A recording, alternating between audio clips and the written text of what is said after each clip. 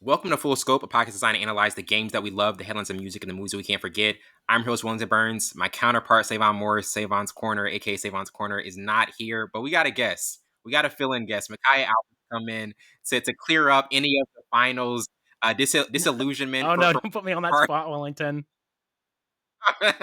But we obviously have a lot of topics to talk about in this one. Micaiah Albert, thanks so much for being back on, man.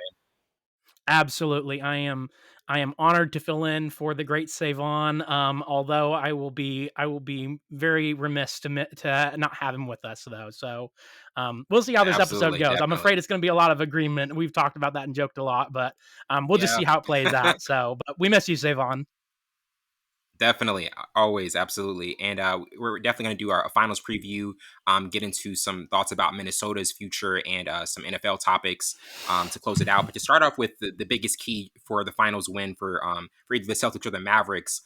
Looking at the Celtics perspective, I really think winning in clutch time, like the clutch time minutes, are going to be really big for them. And I think with Porzingis, that's the biggest X factor. I said that in the last episode, but I think bringing him back, that interior rim protector, that guy who can be, the lob threat, versatile in multiple positions. That's going to be a major part for if Boston can look like that just undeniable team that they're kind of vaulted to be currently, but I don't think like they've fully shown that yet.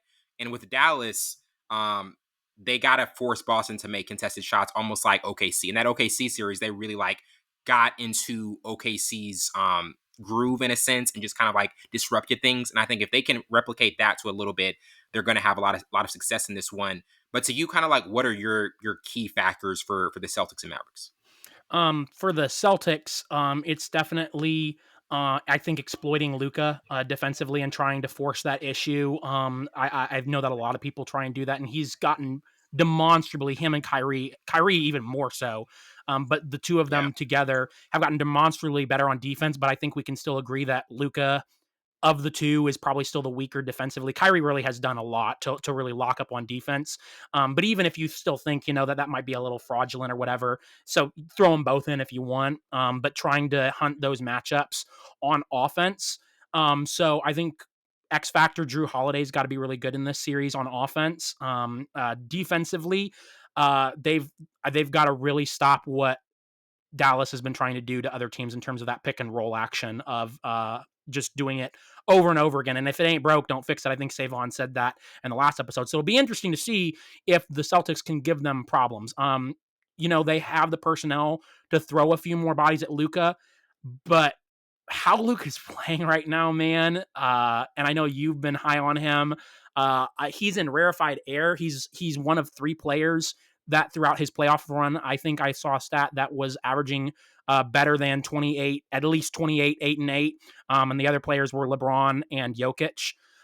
So like he's on a historic run. Again, take it with a grain of salt. It's one playoffs series, but for this playoff series, he's been excellent. He got off to a little bit of a rough start against the Clippers, but I think that was because he was dinged up. And as he has gotten healthier, he has just absolutely just blown people out of the water. So I personally think that the Celtics are going to have a hard time stopping Luka. So I think it's actually more about stopping the other guys, limiting Kyrie, not letting them get the other guys involved. PJ Washington from the corner. I saw another stat that the Celtics opponents so far have taken the fewest shots from the corner. I think it was like in around the 20%.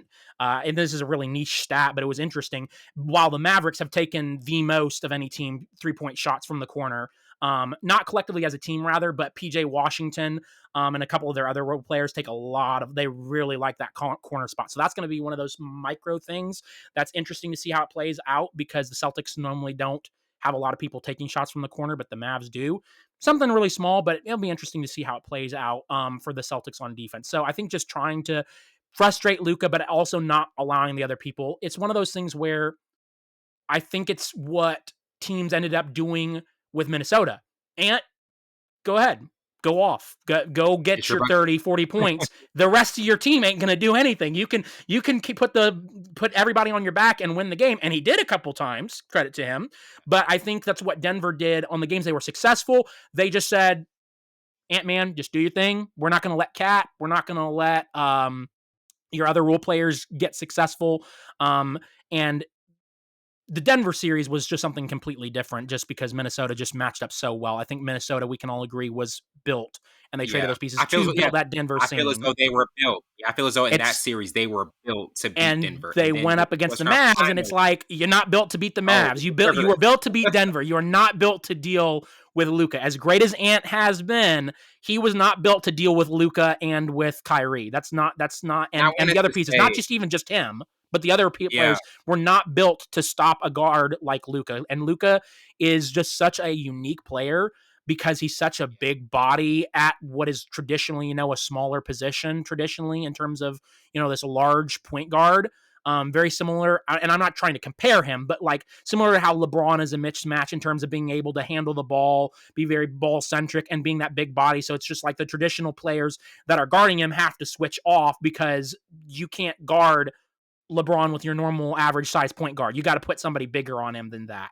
And so he just presents a lot of problems for a lot of people that try to guard him because of his size and his craftiness. Because one of the things where Minnesota, and I know I don't want to get too distracted because I know we're trying to do a finals preview, but Minnesota could really frustrate Jamal Murray because Jamal Murray did not have the size. If he had him on his back pocket, they could just block him from behind because he's too small. You can't do that with Luka because Luka thrives with people on his back pocket, and that's what happens with that pick and roll. So I think Boston's going to have to find a way to try and avoid letting that happen. And they've got a shot at it with their guards because their guards are a lot bigger. Their forwards, they have a lot better size. But I'm with you on the Porzingis thing. Like, if he can't play, and even if he can, we don't know what he's going to look like. I really wonder if Dallas is going to give the Celtics problems on offense. So for their offense, for the Celtics defense, with their size, Gafford and Horford are about the same size, so that's not the one. Is Derek Lively? Derek Lively is the X factor to me, and I know that we might have that coming up more in depth and X factors. But Derek Lively is going to be interesting for the Mavs. You've got to exploit the size differential, and the Luka centricness of it all. And again, that's up to the Celtics of what they do. But if they try and lock in on Luka, Luka's got to make the right reads to continue to hit his guys in the corners, on the sides, on cuts, on lobs, whatever it is, and get them involved because that's what they have done really well. Is those role players have done really well at being an asset to this team, and they've really picked it up. It's trading for PJ Washington, and did they trade for Gafford? Gafford was another midseason trade too, right? Washington and Gafford he was were both midseason. midseason Yeah, he was pickups. midseason. Yeah, so both of Yeah. those pickups And have by been the way, huge for them. Shout out to the Mavericks for having some. And this is what I will say: they had Their some GM's a genius genius. season additions, and that was my thing. Not to get too off topic, but that was my issue with OKC is that they didn't address the big issue, and the fact that Chet Holmgren, he had to really like He had carry to a do it lot of the all, weight and in he's not terms ready of for the that. size and bigs. He was not ready for that yet, and that's where I was like, you guys didn't address the issue that you needed, and that's why you came up short in that. One of the reasons you came up short in that second round series. Yeah, 100%. Yeah, so and then defensively, for the Mavs, you got to lock up on the threes and really guard the perimeter and kind of, I think, funnel a lot of what they want to do into the paint because they've been really effective, Gafford and Lively, the two of them, at shot blocking in the paint and at the rim. So I think you can't let the Celtics do what they want to do and be comfortable shooting a lot of threes because that can come back to bite them. But at the same time, the sheer number and volume that the Celtics are able to shoot threes is rather impressive. So it's one of those things where it can come back to bite you, but if you keep letting them shoot a massive volume, a lot of those are going to end up going in, and that's where you can get into some trouble. So I don't think they can let the Celtics be comfortable and shoot the amount of threes that the Celtics want to do. I think that their Mavericks game plan needs to be funnel them in, make them take more paint shots, make them take jumper shots, and make them be consistent that way in terms of more your mid-range. So eliminate the three, be comfortable shot blocking in the paint, make them settle for middies. And Jason Tatum, Jaylen Brown, we got to see if they can do that consistently. And the others, obviously, they can be well. Basically, I think with the Mavs, don't overcompensate for Jason Tatum and Jaylen Brown. I think just kind of play man up, because where they can do a lot of damage is very similar to Luka, is when you channel in and try and lock in on Jaylen Brown and Jason Tatum, they kick it out to a Drew Holiday. They kick it out to a Wild Horford who's really good. And I think that's what they're going to want to do. They're going to want to spread the Mavericks out. So I think you have to stay home. And if they get past you, you just got to trust the help, or you just got to live with them getting past you and basically take a 2 doesn't hurt you as bad as a 3, basically. So it'll be interesting if they play man up, if they can, if their youth, because they have a young team and because they are very wiry and very spry, have been able to stay with a lot of people. So it'll be interesting to see if the Mavs can continue to be able to stay with people on the perimeter, with their younger guys in this series, and if they can be consistent with that. And if they're not, then I think that they're in some trouble if they're not able to get the Celtics off the line, or if the Celtics start to consistently beat them, if they do go man up, or if they decide to alter. It's one of those things where you throw mixed looks at them, but I think the key for the Mavs is to play basically man up. Don't overhelp on Jaylen Brown or Jason Tatum, and then you won't get burned by the other players either being left wide open or by, other people cutting or whatnot. Well, basically what the Mavs are doing, because they're both really, when you think about it, what they're comfortable with is different, but what they can do is very similar with the Mavs and the Celtics. Obviously, It is. Celtics a It lot mirrors, better yeah. shooting threes, but if the game plan is to chase them off threes, then they both can damage you in very similar ways. And the Mavs will take threes too. I mean, we saw it in the last series when you close in on Luka and try and double him when he's driving, he finds a PJ Washington or one of his other players. I'm sorry, I just keep saying other players. I'm trying to find the other guys, but you know what I'm Remember talking all about. these guys. Other guys, yeah. And all these, Kleba comes in and he's getting healthy now too. So it'll be an interesting series. I'm excited to see it. Definitely. And another thing I wanted to get to before we move on to our next topic is with the Celtics, obviously the duo of Jason Tatum, Jaylen Brown is one that we've seen for, I think, the last 6-7 years. Been to a lot of Eastern Conference Finals, been to a final series against the Golden State. Looking at this, though, and I do want to be honest, this year has kind of been deemed one that the Celtics, hey, they should win. They should get this done. This is their shot. This is their biggest shot to get it. This is their best shot. I would say this is their best shot. To me, if they don't win this, the season will be a failure, right? I would say the season would be a failure. Oh yeah. I don't think there's any other way to put it. Like, not being, not putting them to this undeniable expectations, but I do think this would be a failure if they don't close this out, because this should be their year. Yeah, 100%. Like, it's the same thing like with the Nuggets. Like, if this year was a disappointment, I mean, that's just straight up. I mean, yeah, you tip your cap to Minnesota because they did what they needed to beat you. But any team that has proven that they can get there consistently. I mean, hasn't this team been to 6 straight Eastern Conference Finals? Isn't that the Celtics? So I mean, like, you've got the expectations there that they are consistently in the Eastern Conference Finals, and they've gotten to the finals 2 of the past 3 years. So to not say that this would not be a failure if they don't get it done now, I don't know. I don't see how you can say that. I'm 100% with you there. And like we said, this is your best shot. You didn't have to play Embiid. You played the Heat with no Jimmy Butler. You did not have to face Giannis this go around. The Knicks would have been an interesting matchup. I think they could have beaten them just because the Knicks have some other problems. But yeah, you didn't have to face the Knicks, who were one of the up and rising one of the teams. And then we were talking about this off camera before we started recording. They have been so many teams, even that they faced, that they didn't face, that have just been absolutely devastated by injury in the East this year. So if it's not this year, when's it going to be? And you can look at it the other side. The Mavs, as great as we think they are, you can make the other argument that that's one of the weaker opponents that you're going to see from the Western Conference side. I mean, as great as Luka is, it's like, this is a young team. Minnesota's up and coming. You didn't have to face Denver this year, which would have been a nightmare. And trying to guard Jokic, and that beast, that would have been a matchup for him. So if it's not this year, then I don't know what shot they have, unless they just have another cakewalk, basically, and that was to happen, and that's not guaranteed. So, and you flip it on the other side, while everyone else has had major injuries, other than Porzingis, you have stayed healthy. So, like, other than Porzingis back when he was injured before the playoffs, you have stayed completely healthy with the majority of your stars. Your 2 main stars have been completely healthy. Now, usually they are, because they're young, spry, really strong guys, but you can still make the point. All these other guys, have that, but they, for whatever reason, lost their guys to freak injuries. And so if it's not this year, then the Celtics have got some questions to answer. And they're going to have it. I'm not saying it's necessarily right, but you're going to have the whole conversation again. Do we blow it up? Do we ship off Tatum? Do we get rid of Brown? There's that.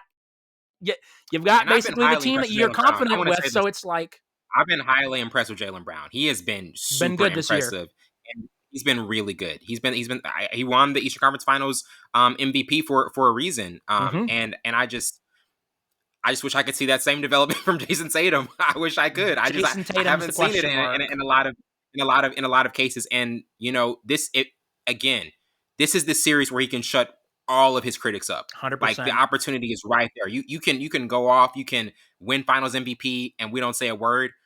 Or it's going to be more questions about, hey, exactly. Yeah. So it's right there. This is their peak opportunity.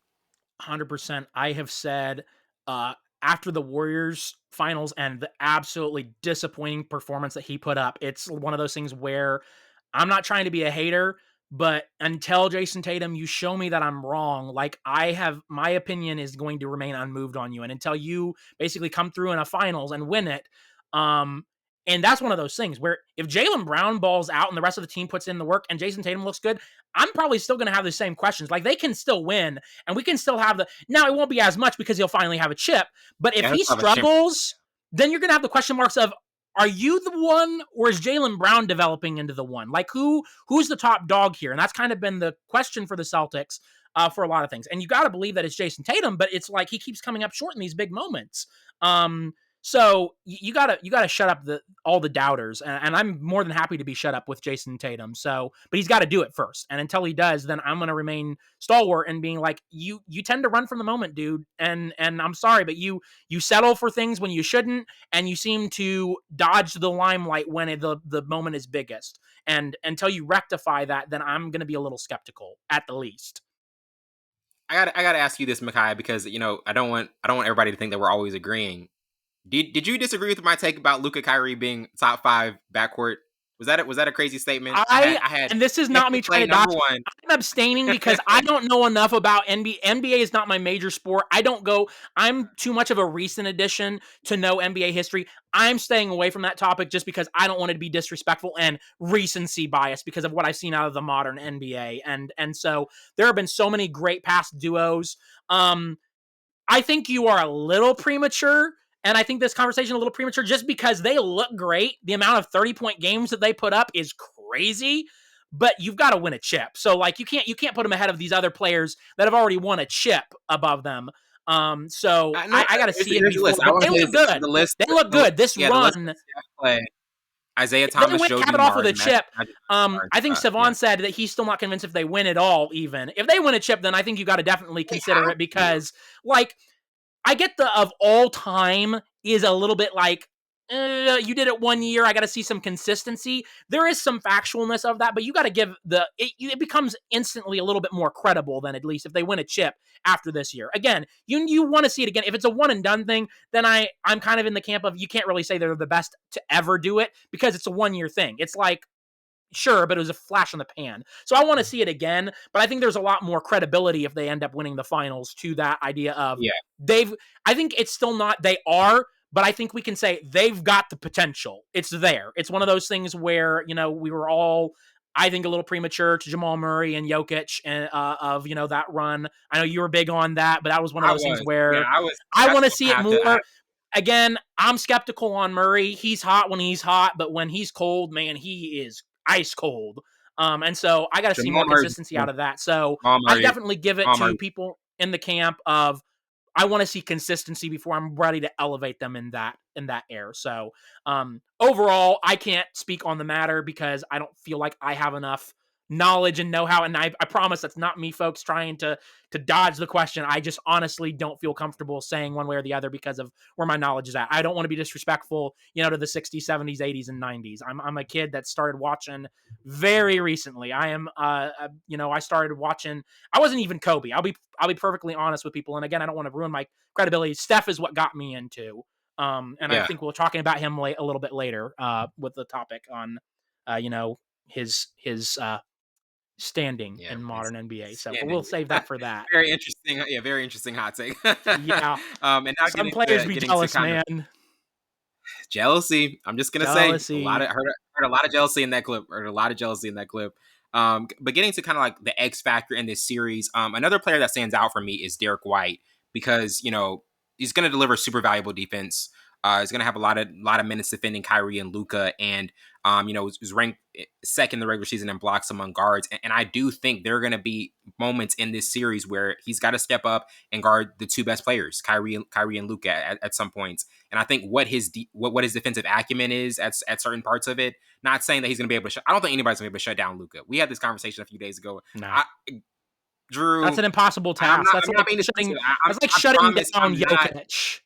You I'm can't. not being dismissive when I say that because Savon, he kind of thought I was being dismissive of Holiday and Jaylen Brown. Like I'm not being dismissive of any of those guys because I think Jaylen Brown is as a really good defender. Drew Holiday is superb in the defense he put up, especially in that 2021 finals against Devin Booker. Like absolutely locked him up.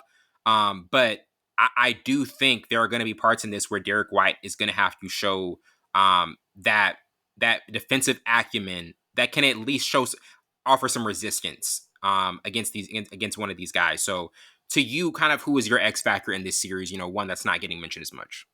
You went Celtics, so I'll go Mavs. I agree with your Derek White take. I need to look up his height. I'd be surprised if they put him on Luka. Like that seems like asking for trouble. But I can see them putting Yeah, on I can see them putting him on Kyrie. at And I least think he can do a really good Kyrie. job on Kyrie potentially. I'd be shocked if they put him on Luka. Like if they put him on Luka, it's to force him into other defenders, in my opinion, to try so that he can have good recovery for if Luka kicks it out. I think that's what they try and do. So I'll be surprised if they have him. They might have him doing spurts, but I'd be sketchy if Do you they think Jaylen consistently Brown? put him on. You think That I they'll think put that's Jaylen what Brown as the I'm thinking. I think Jaylen Brown's the guy that's got to go on Luka. I think just because of size and athleticism, he's the better matchup for me personally. I'm not saying that you can't switch other guys on and you can't try Derek White. I just think that's the better matchup. I think Derek White on Kyrie and Jaylen Brown on Luka. I think that's the better matchup personally. yeah? So Dallas, the Mavericks, X Factor. I'm going to go with the two, and I already prefaced it.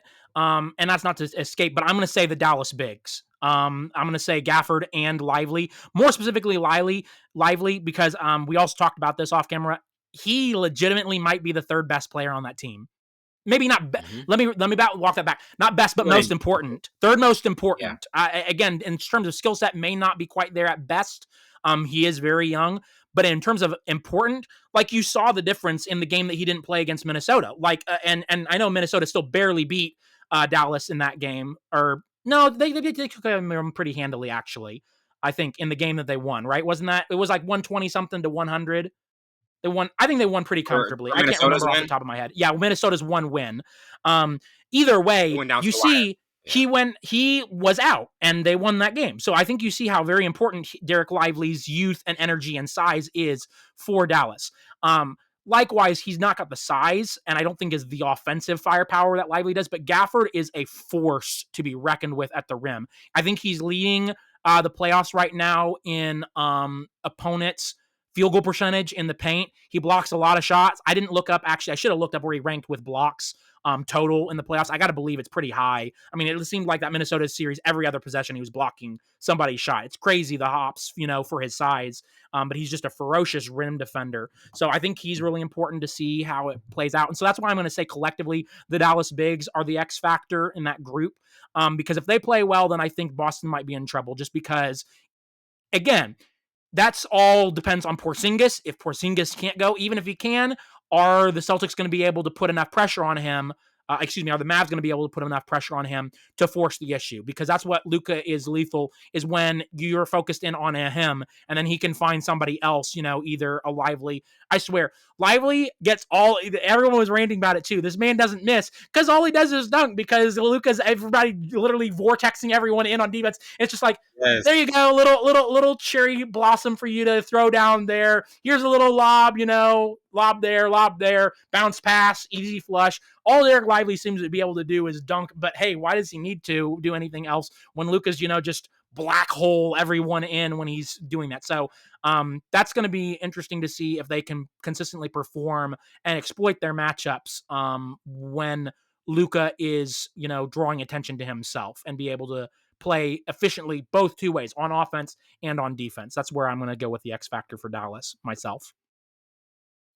There's Definitely. many We X got factors in this game, there's for both sides though. there You can pick your poison for either team. We know Jason Tatum and Jaylen Brown, and we know Luka and Kyrie.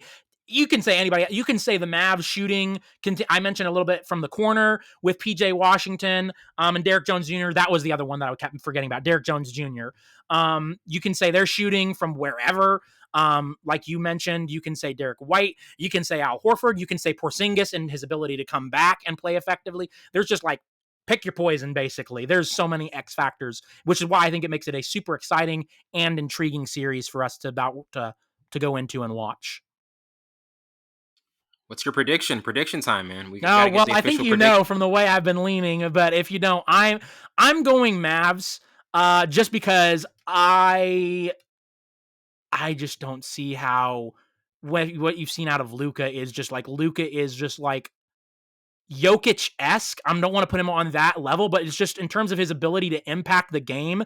It's just like I said the word vortex. I really think that's a really good word. It's just like he sucks everyone in on defense towards him, which leaves his guys open. And if you don't, he makes you pay because he has an insanely consistent jumper and an ability to finish at the rim because of how tough he is. It's just uncanny his ability to what he's able to shoot.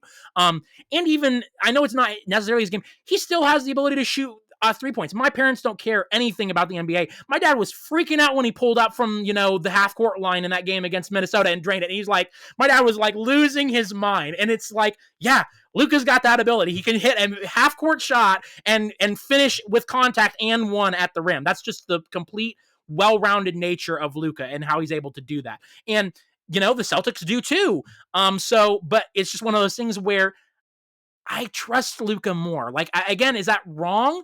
Maybe, but I don't see how you sit here with a straight face and say, I'm going to put my faith in Jason Tatum. You mean the Jason Tatum who lost to the Heat last year, who they were demonstrably better? And you can say the Celtics are a better team this year. I can fully grant that. But again, they got to finish the job. But we've seen Jaylen Brown, even as good as he's looked this year, we've seen Jason Tatum, we've seen Jaylen Brown choke in big moments when they should have won, and they've choked to lesser teams than them. So you can still say that the Celtics are the better team. That doesn't mean that they're going to win necessarily, because they've been in this position before and they have not finished the job. Last year with the Heat, you can go back 2 years with the Warriors, and both times they should have finished the teams off, but they didn't, because predominantly Jason Tatum, has not contributed and chipped in when he needed to be. Maybe the rest of the team is good enough to compensate for if he does that this year, but we just have to see.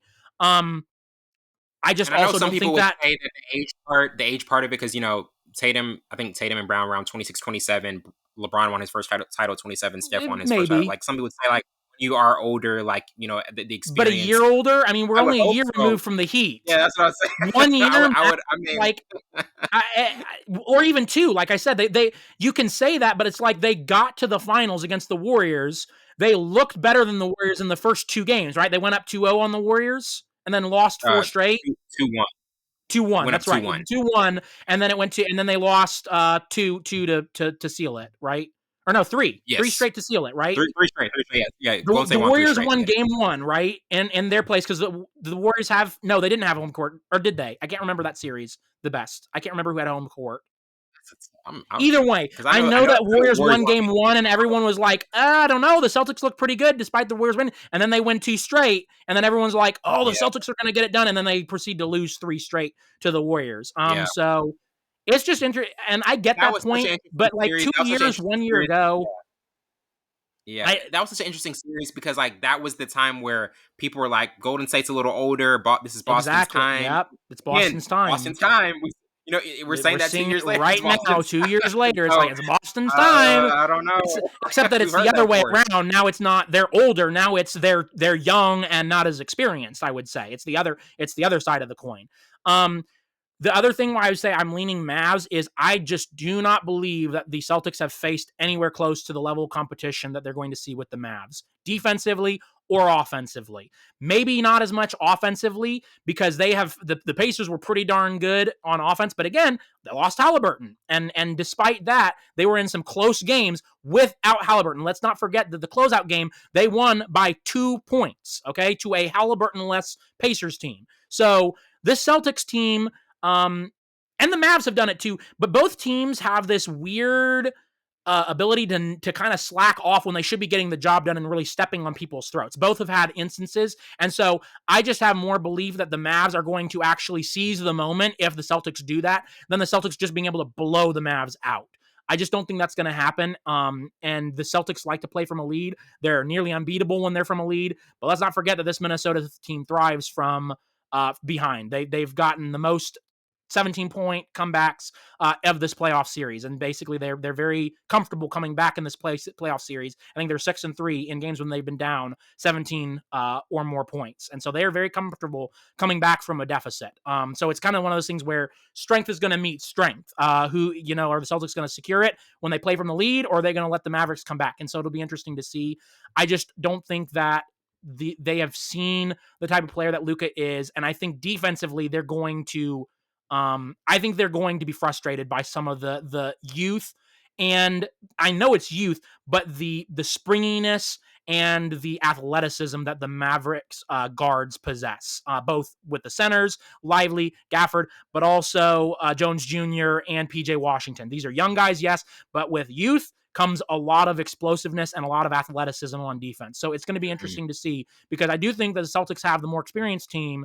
But sometimes experience doesn't always win out. Usually it does. But this is one where I'm not sold on the Celtics stars. And that's what ultimately leads me to putting more faith in Luka than I do have in Jason Tatum and Jaylen Brown, ultimately. And that's why I'm going. And if we look at the NFL, they kind of remind me of a team that you're pretty familiar with. They San Francisco do. 49ers. They do. San Francisco 49ers. They might be the San Francisco 49ers of the NBA. We're talking about the Celtics? I thought you were talking about the Mavericks. Yeah, the Celtics. No, the Celtics. Yeah. The Celtics. Consistently, they've got the best well-rounded team, but they don't have the dude that can push them over the top. Yeah, that's a good comparison. When I think of that, I'm like, that reminds me of a 49er. Yeah. But yeah, I've said that make the Mavericks my Chiefs then, basically the unstoppable player, Mahomes, Luka, basically with a great role player. There you go. See, I got a Super Bowl matchup. That's what happens when me and Micaiah record. That's what happens when I'm a little bit biased though. I don't know. Cut that out, people. That's my bias, my Chiefs bias coming out. I tried to wear blue. I don't want anybody wearing sand red. We're talking NBA, so. Football is in the fall. Sure. We bring back the three-peat then. Three-peat time. Three-peat's coming. That is my tease for the fall. Yeah, it's going to be an interesting series. I'm excited for it. Mavericks in 6 or Mavericks in 7? I think so. And I actually originally agreed with you and Savon's take that whoever wins the first game is going to win the whole series. I've actually stepped back from that. I don't necessarily think that that's true now.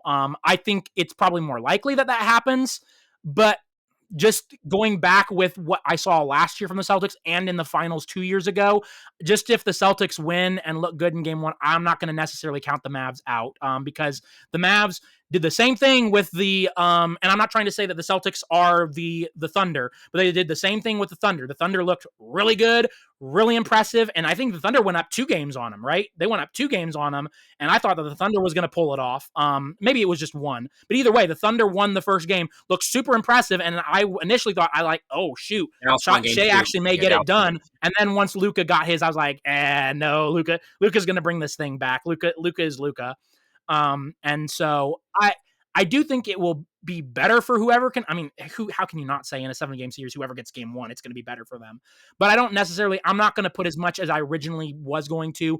I'm not going to put as much stock in game 1 as I originally thought. I think that either team can come back from the first game, especially if it's the Mavs. I think it will be a lot more dangerous if the Celtics go down that game 1. And that's not to say that the Mavs can't lose. If they lose that game, very well could. That's how it frequently happens in the NBA. Whoever wins game 1 of the finals wins more than they don't the finals. But I just, based on what I've seen, I have more confidence in the Mavs being able to come back than the Celtics being able to come back from what I've seen this year and prior playoffs based on their team's headspace, mentality, and just construction. Yeah, absolutely. The game 1's very important. It always is. Game 1's crucial. Game 1 is always So you got Mavs in 6? Yeah, I'm rolling with Mavs in 6. I Yeah. got the Mavs in I can see 6. Mavs in 6 or Mavs in 7. I might honestly think it might go full 7, honestly, with this matchup.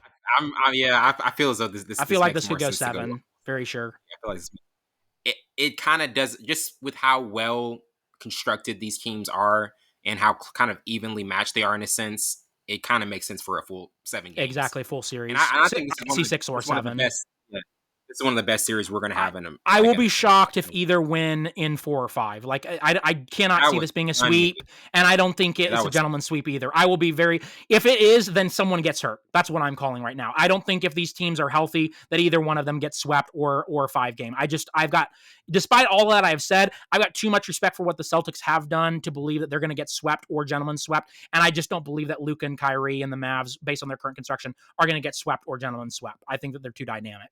So I see it going we have. 6. Even Savon, and I Savon promise. is picking Celtics, and I think Yeah. Savon said Celtics in 6, right? Yes, Celtics in Yeah. 6. So Yeah. we despite us picking Nobody's people different, we nobody's all thinking it's a agree that these blowout. teams are too evenly matched and too talented on both sides that this is going to be a sweep or a gentleman's sweep. Yeah. Only person who believes Mavs in 5 is Nick Wright, and he's got the biggest amount of. He's, He's my only got large well, dose Slovenian son, as he likes to say. the last thing I wanted to say before this though, with Kyrie, um, like This is going to be he, wild, we man. honestly didn't think. We honestly like. How wild do you think it's going to him at Boston, knowing those fans, knowing how much vitriol they have for him, the venom that's there. I know the Celtics players are still cool, like Tatum Brown, like obviously, And are NBA guys cool with still each good. other, always cool with each NBA's are other. cool with each other, but the fans, Those oh my goodness, fans, what a scene that's gonna be! What a scene that's those gonna be with Kyrie. fans. It's to use a very fancy, word. The tension and the hatred is going to be palpable in that arena. You're going to feel the venom and vitriol in that arena when they go there. And it's gonna be. And it's not as Porzingis went to another team, but I mean, you even got the side of if Porzingis plays, he's going to come back to Dallas. So it's Dallas, on both yeah. sides. Now, I would say Dallas is not going to hate Porzingis the way that Boston hates Kyrie, just based on the fan bases themselves. Boston fans, Yeah. Boston, New England, Philly, those fans are built different. They will hold a grudge for forever, and that's not necessarily a bad thing. That's just how they're wired, and so that it's going to be. Kyrie had a great answer. Like he kind of sidestepped it, but at the same time, he's like, I know what's coming. I know what's coming. So it's going to be interesting. Those fans are going to be hype up in Boston. Definitely. And now getting to Minnesota's future, obviously, after the Western Conference Finals, they had the great run beating Denver and then losing 5 games. And it's interesting because they got the 27th pick in the draft. Kyle Anderson also has the option to become a free agent, but the ongoing ownership battle between Glenn Taylor and Alex Rodriguez, that's obviously going to be something where, okay, how is this team going to, like, certain roster moves are they going to keep together? Karl Anthony Towns struggled the first 3 games. He's going to be kind of a wild card in it because a lot of times we don't know if we can rely on Cat. We don't know which Cat we're going to get. Rudy Gobert, we know how his defensive deficiencies were against Luka, but I kind of hold the thing about, like, I feel like we do know what kind of Cat we're going to get. We know we're going to get the Cat that's going to let us down the majority of the time in the playoffs. Don't we at this point? He played well in Denver. Yeah, for sure. Like when we in the biggest moments, Cat is going to be a liability, and that's what he did again. He was able to do that with Denver because the pressure wasn't on him, man. Like because Gobert was taking all the brunt of guarding Jokic the majority of the time, and Ant was popping off and being like, "Is Ant the best player in the NBA?" conversation, So he had zero pressure on him. Of course, he did well. There's no limelight of Cat. You got to chip in and be the second best player on this team. Actually, with Denver. Yeah. Yeah, but when the limelight was on for the Dallas series.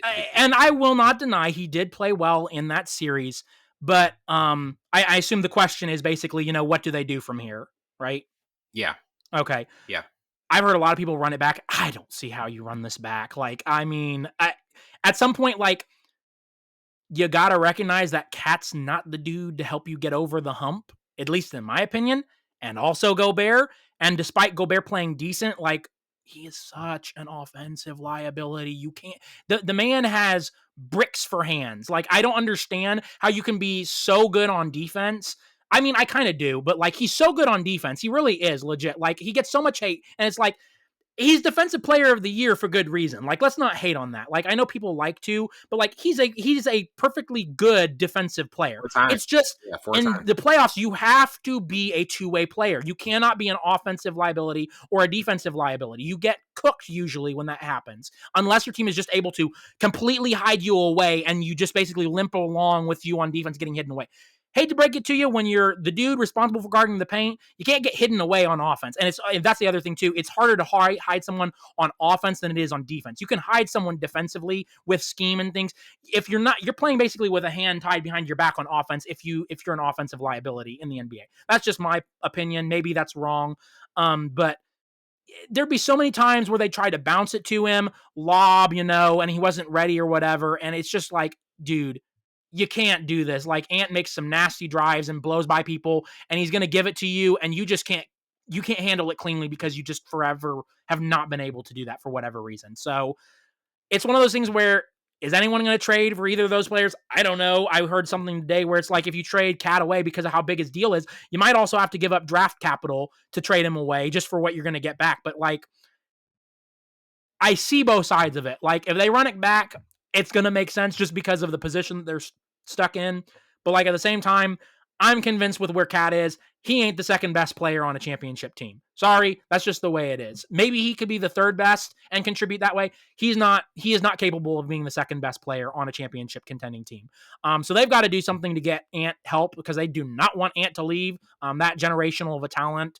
To leave a small market team, in Minnesota. So you got to hold on to him. So that's why I'm saying, like, I think you got to do something. Now, if he's bought in and he thinks that this team is legit, sure, run it back. If he's convinced and he believes that they can get it over the hump, if they get another shot at it, maybe retool, re-add some more, on the guard spot to become a little bit better, more consistent. I think you need someone more dynamic at the 5, someone who's more bought in on actually playing defense and not, self-proclaimed best big man shooting threes, and then end up bricking 3 after 3 after 3 because you're so good at threes in the playoffs. And then you just, okay, if you're so good, then why don't you start making a few? That it's like, and when Gobert hit that fadeaway, like he hit a fadeaway against Jokic in Game 7. I'm like, you're not seeing that again. There's your that again. There's your albino armadillo or whatever. Yeah, snapshot moment, but that was not going to translate to another series, because we know Gobert is not going to be able to do that offensively. No. And again, as we've said multiple times in this episode, Minnesota was built to beat Denver. They had the formula. Two big bodies at Jokic, and then also all your other big guards that you brought in, throw them at Murray and your other guys to frustrate Gordon and MPJ, and whoever's playing the 2, basically. Get super big, athletic, and long, and you'll beat Denver, basically was the formula, and that what they were banking on. And they were right. They got past Denver. They just ran into a buzzsaw when they met Luka, and were not able to deal with that. So I don't know really who you could get. That's where I kind of get in someone's like, well, Micaiah, like, who are you going to go get then to replace? Who could they trade to actually be a benefit to that? I really don't have a solution with that. I just know eye test. I don't believe in this Minnesota team to win a championship. Can they get back to the finals again? Sure. I mean, they already did it once, and you can beat, other teams. They look super dynamic. Could they get over the hump? Sure. But even if they get to the finals, Wellington, like, I am not convinced the other team on the other side is not going to be able to beat them. As they're currently constructed. They might get lucky and be able to put it together and even get to the finals. I just think there's going to be someone that's going to beat them with this team as it's currently constructed. I think so too. I don't, call me a hater. I don't believe in Cat. Cat is one of the biggest names that I have the least faith in the NBA. That's just the way it is. Maybe that's me. Maybe that makes me a certified hater. I don't believe in him when it comes to the postseason. And I believe in Gobert even less in the postseason. So you got both those players on a single team. Sorry, I don't care how great Ant is. I'm out on that team. That's just my opinion. Yeah. And I don't know how you fix it or make it better, but I just think you need to. Yeah, you got to find another way. Ant, we know Ant is like, I mean, a generational talent, 100%, and he proved that this year. I know we don't like to use the MJ comparison thing, but I mean, there's so many times where it's like, let's not go there. I'm not saying in terms of like overall, oh, he's going to be at that same level, but certain similarities. The trajectory thing of the trajectory thing, because we know how like blasphemous that can be to use the same MJ label. a lot putting of so people said, much man, on his shoulders too. He didn't even want that moniker. He said, "Stop making the he didn't want it. comparison." So, Yeah, he's like, like, I I don't want give it him at credit for all. that. Like, It's like, bro, you don't want those expectations on you. You don't want to be put on one of the top two guys discussing the GOAT conversation, and in many eyes, people's the actual GOAT. You don't want to be compared to that. You don't want that on yeah. yourself. But But this trajectory, team you kind of overall, get it. But they've got to make some moves. And again, like I said, Micaiah, what moves to make? I don't know. But I just know that I don't believe in Cat and Gobert, and that'll beat you and win the Denver series because you're constructed with that. But it's going to be a liability in another series because there's going to be teams that are going to take advantage of Gobert and Cat and defensively and let them be a liability on offense. So I like a lot of the pieces of what they've got. Minnesota's got Ant, um, uh, Alexander. I'm trying to remember his full name. He's got a hyphenated name, I think, for the T Wolves. But he looks like a really nice player as well. So they've got pieces. You love Nas Reed. So there's a lot of good things going on for them there. I like Kyle Anderson. He's a lanky guard. Well, he's not a guard really. He's a forward, right? Or is he considered a guard? I'm not sure. But he's a great piece. I just really don't believe in their front court. That's really what it boils down to Minnesota for me is I don't like that front court. And I don't know who you could get, but I think someone with a little bit more offensive pop and don't worry as much about the shot blocking and the defensiveness that Gobert brings and that Cat can. And that's the thing. Cat doesn't bring that much defense in my opinion. Like Cat's nice as a super big four and he's pretty athletic, but like you don't really want Cat playing the five in my opinion. Like he's not he doesn't have the commitment on defense to me from when I watch their games. Like it comes in spurts, but like he just doesn't seems to be very AD-esque in terms of like reluctant to play the five. AD's always said, and AD seemed never like wanted he to. Yeah, he wants to he play the never wanted to. four, but he doesn't want to play the five. And he finally the reason that the Lakers won was because when they brought in McGee played the five and AD was able to play the four. And so they got super big and AD got to play in his comfort spot. I just think the same thing kind of Cat. He's a lesser version, lesser talented, not as defensive as AD, but he's in that same vein mentally. I feel like he didn't want to play the five. I don't feel like he wants to play the five. And because of that, you're going to have to get someone who's more dedicated. So maybe you keep him and get somebody who's more, offensively talented that you can slot into the five. But I just don't see how you can keep both of them and, with the expectations of them getting significant minutes and actually be legitimate as a championship contender. So, I mean, do you have any names? It, Like, I'm trying to think of like people that are up I can't there. honestly think. Yeah, that's the thing. I can't honestly think because like That's when Indiana got Pascal Siakam, I was like, man, Pascal Siakam is one of those guys that he's just that coveted guy because he's got the championship yeah. experience. Is Championship able to shoot, experience, able can play in a lot of interior spots. scoring. Yeah, like that, just that floor spacer. But Mm-hmm. you don't have a lot of guys like out there on the market right now that can Yeah, be I able to just do feel that. like you don't. That's where Minnesota's stuck. They're going to be really stuck to try to And find like that's a why replacement. I think they may run it back, is because it's just going to be we're stuck. So Just it's going let's to work out better for us than go. we're better off trying to run it back and hope, cross our fingers that it goes better this time and we can get over the hump than trading away these two guys for dudes who are not going to make that much better because you're just going to be trading for quantity at that point. I don't think you're going to be really getting quality back based on where the NBA sits right now. I don't think that there's enough guys out on the market that you're going to be able to go get that are going to fill that need of really great big two-way player that can help you out at the five. I just don't see it. Definitely. I wanted to get to some comments. Good. Mr. Good old Gilbert Arenas had about Steph Curry. Why are we On talking his about on a this? show Like, on a what is he doing? on a I know why we're talking about this, but like, look, what are we yeah, doing, I know, man? I know why, but it's very. Before I get to the comment, he almost said he said something earlier this season about that Jokic is the worst two-time defending or two-time like back before he won the third MVP, the two-time MVP that he'd ever seen. I'm like, never named any names, never put down any, just said a blanketed statement that went viral. And then recently he talks about how Steph is not a generational talent. He developed into being this great player, but he wasn't a generational talent. I don't know how many Steph Currys you can find that are available just being able to be implemented in a new system. Because from what I know and from what I saw and from what I think every basketball fan and real purist has seen, he absolutely unequivocally is a generational talent, revolutionized the game in a way that we hadn't seen in, I think, decades to a sense, and really put his imprint on the game that players started playing, like point guards started playing differently than before and started taking shots that, we weren't accustomed to seeing point guards take. And It's anyone so take. obvious. Anyone take it realistically. It's so obvious to me. There's two things. First of all, it's a false. It's a false take. It's not right. It's And secondly, I think there's jealousy. There's a lot of jealousy there You're because some so guys are like, wow, green, man. F Like you could match the really, grass out F on my really. yard how green you are.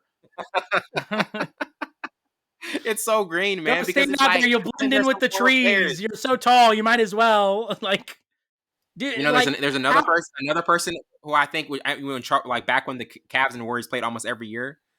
I promise you, Charles Barkley picked Cleveland every time, even 2018 when there was no reason to pick them. So I'm picking the Cavs.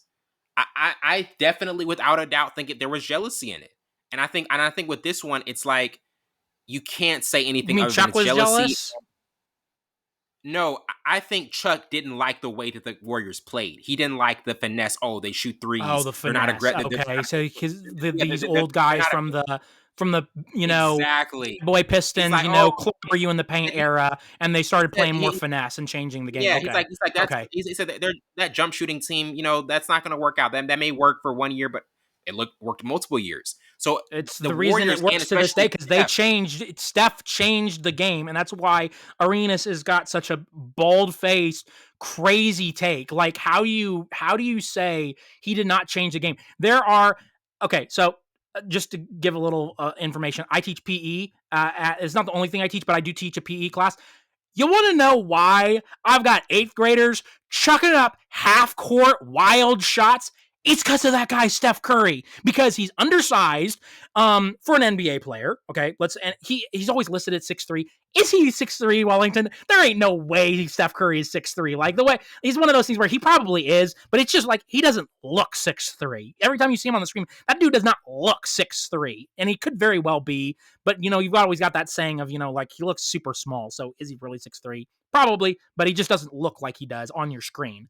But despite yeah, that, in real life, the in real motion life, offense is the reason. Like we have motion offenses because of Steve Kerr's innovativeness and because of basically Steph Curry's hustle. And that's not to say that motion didn't exist before him, but the reason I think it's become so popularized is because the dude doesn't stop moving. And then on top of that, then he shoots all these crazy to us traditionally minded shots that to the point where it's completely normal now. Like a half court shot used to be a desperation shot if you were taking that shot. Your coach would have benched you and sat you there the rest of the game if you ever took a half court shot. Not anymore. That's a good shot now. We got Damian Lillard, Kevin Durant, Steph Curry, and I know some of those guys were same era as Steph. Murray, yeah. But you've got all these guys that necessarily didn't, but they started doing what Steph did because like Steph started making that like acceptable. And other guys came after and modified their games and molded and fashioned their games after like what Steph Curry was doing. And even the league itself, guys that were older than him, started adapting to that style of play in terms of taking shots that conventionally, that's not what you're supposed to do. Well, now it is a good shot because Steph Curry has made it cool and popular. And I'm sure he's not the only one, but like he's the most noteworthy one. And it's like you said, I wasn't aware that there was a bunch of Steph Currys out there walking around. Otherwise, I'd be thinking that the NBA teams would all be going and signing those dudes. If he's, a dime a dozen, let's all go sign Steph Curry off the street. If he's not so generational and just a guy, let's go all find these guys, that are all Steph Currys out there and sign them to our teams. And apparently we'll go win 3 or 4 championships, basically. That's just the other crazy thing. It's just like you have no championships, Gilbert Arenas. They have 4. What are you talking about? Like, he's not like, and I know a lot of people like to say, well, they won 2 with KD because that team was a cheat code. Sure. He won in 15 and they won in 2021 or 22. So there's 2 that he 22. won without, and some people want to say he wasn't the best player in 2015. Andre Iguodala won that MVP. First of all, I have that was so wrong that Steph didn't get that MVP. That's so wrong. Robbed. That's Robbed like that. all the times that people complain that LeBron got robbed of MVP. I know it happens in the NBA, but it's just like it's the same thing. It's like LeBron's gotten robbed a couple of times because he's like, oh, he'd have so many. Probably the same thing with MJ. You could say they won it every year because they're easily the best player. But it was the same thing in that championship. It's like, how do you not give it to Steph Curry?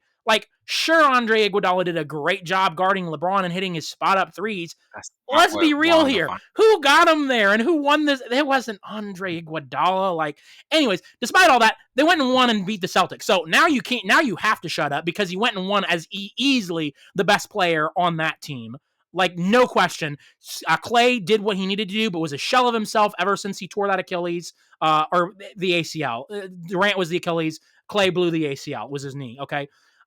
So you don't have near the quality. Andrew Wiggins played super great. That's great, but it's like it's Steph, and it's obviously Steph. So you can't talk anymore about, it's not Steph is super important to the Warriors dynasty because he proved it in 22, and he basically took that team on his back. And I know they had a lot of contributions, but again, what my point in saying that is everyone knows and acknowledges, and it's why he won, that Steph was the best player on the 22 team, and it's not debatable.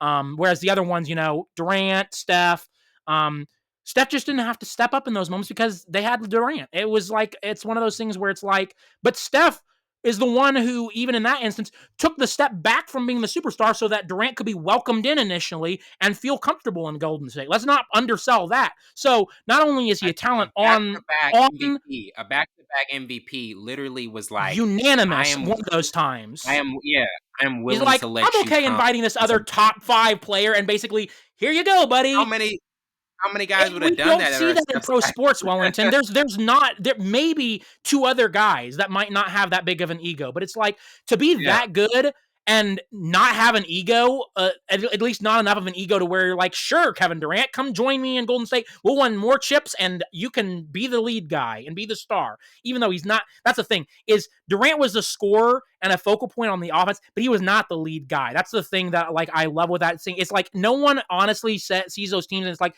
yes, Durant made them a cheat code. Durant was not the leader of that team. It was still Steph. Like, Steph was the core piece of that team that was like the glue. Sure, Durant was the best player. It's like what we said with what I said with Lively. And again, I know that's a much smaller extent. It's like, he may not be the most talented. Curry was not the most talented on that team, but most important on that team. Like, it's not debatable to me. So just for this take from Gilbert Arenas, who's not one jack squat, to come and say that Steph Curry's I mean, I don't mean to be disrespectful, but I was looking at prepping for this. Like, no championships. And you're saying a dude who's won 4 is not a generational talent. Okay, whatever. Let me hear your take on LeBron.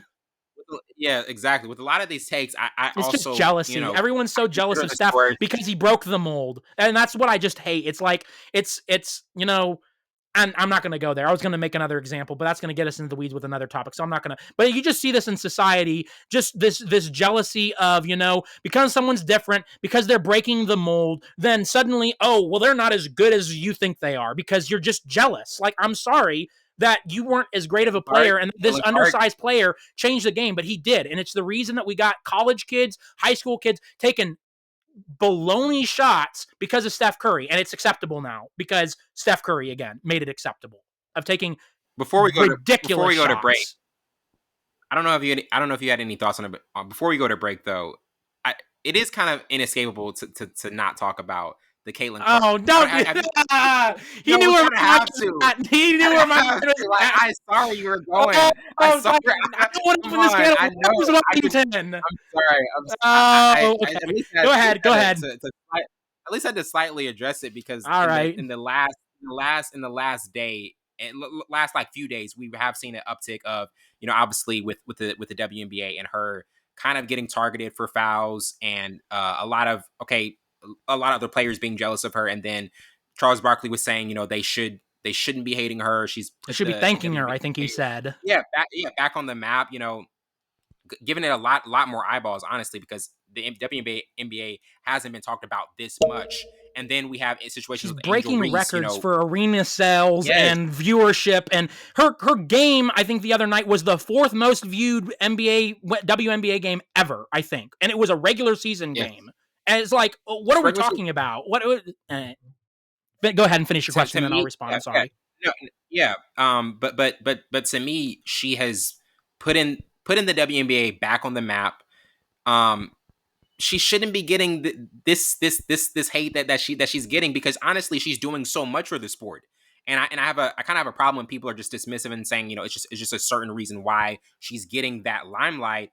I think whenever you have a player, a cash cow player type of player that is going to be able to generate more revenue, more viewership, that's a win. Like that's a win for everybody. Obviously, you want to compete against her if you're a WNBA player, but at the same time, I'm like, there shouldn't be this like X on her back, like, oh, like put her away, like she's not what we want to see. Like, no, like she is giving you guys what you want. Like, but to you, what have been your thoughts on this just this narrative around surrounding her, honestly? It just seems like a massive amount of jealousy. It's like you can say that it's wrong that, there's great talented players in the WNBA, and it's a shame that there haven't been more eyes on it sooner. And you can say that while still not, trying to absolutely destroy this young woman who's trying to do something positive for your game. They have chartered flights now, Wellington. Like it's like because of her eyeballs and the revenue that she's starting to bring in. Why would you not want, as a WNBA player, for the game to be elevated regardless of the reason? Sure, you've got Angel Reese saying, there's other players, me and other players that have helped spark this interest, and there's probably some credibility there, and there's some validity to that statement. But let's admit it, and let's be serious. You may not like it, Angel Reese, but Caitlin Clark's the biggest name of those that have elevated and have come into this class and bringing eyes. And I think there's just like a lot of players, for whatever reason, that just don't like how much hype she got out of college and coming into the WNBA in terms of bringing all the eyeballs. And so it's sad, really. And if they don't change it, that's why the WNBA is never going to go anywhere then. If they don't change their ways, and if you just try and cannibalize, basically, for lack of a better term, your best shot at making this game super popular, then you're never going to be anything. So it's one of those things of shape up or ship out. Because if people's perception of is they're just trying to wreck her career, then I think they're going to ultimately, tune her out. Now, I think that she's professional enough. She's going to take this in stride. Speaking of an MJ trajectory, and Michael Jordan experienced a lot of things when he came in as super transcendent player, expected to be in the league. I'm not trying to compare her to MJ again, like you said with Anthony Edwards. Want to be respectful there, but it's a similar thing of terms of a super talented player who's come into a league and was rude awakening. And I think that there's actually been a lot of validity. I know I was wrong in terms of like how much she would struggle, but I think it's going to end up making her stronger and better off in the long run. And so she's going to be able to adapt, become better. But it's a bad look for the league to me. If you want to make your game more popular and push it forward, and a lot of things that you always have complained about in the past, then embrace her. Like, she's bringing that to you all. And so you can, I guess, bemoan and be upset that it wasn't that way before. It is now, so you can either embrace it or you can just, be stuck in your ways and be like, no, because it wasn't me and because it wasn't sooner and because it's just happening now, then we're going to continue to stay bitter and hateful and jealous. Okay, well then you can just go back to your relevancy then, I guess, and not have the eyeballs, or you can embrace this female player, this transcendent talent, and rake in some more money, get more deals and more added benefits that go along with the WNBA if you just embrace her and just accept her. Again, compete against her, have rivalries, be tough on her. But this whole feeling of the whole league feels and seems like it's out to get her is just, it's a black eye on the WNBA to me, man. That's just where I'm at. It's like, it really embrace the player, like embrace what they can do for you. You don't have to like it, but at least embrace it. I've seen a lot of, even yesterday, a lot of media outlets talking about it. Pat McAfee talked about it.